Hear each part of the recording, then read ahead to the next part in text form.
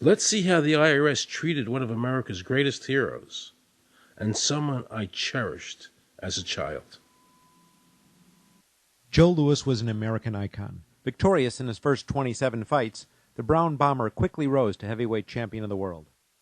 His 1938 knockout of German Max Schmeling, who represented Hitler's Aryan ideal, earned him the admiration of millions of Americans. Is watching carefully. Louis measures him right to the body, a left up to the jaw, and Schmeling is down. The count is high. Right after Pearl Harbor was bombed, Joe had a title fight where he donated his fee to Navy War Relief.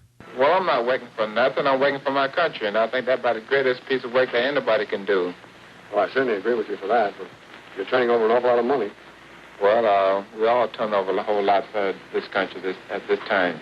Joe volunteered for the segregated army and defended his title while in the service, this time donating his normal fee to Army Relief. I'm only doing what any red-blood American would do.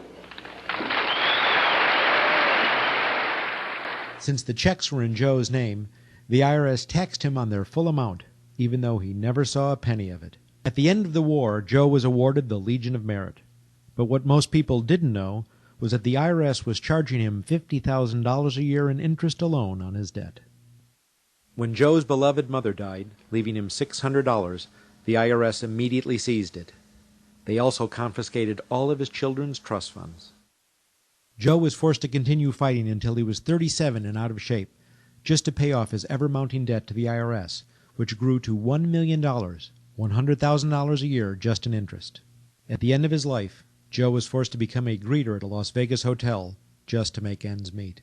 It was a shameful thing to see a man like him, great fighter, great human being, being humiliated and destroyed in this manner, because after all, when you owe Internal Revenue money, no matter what you have, they take away from you.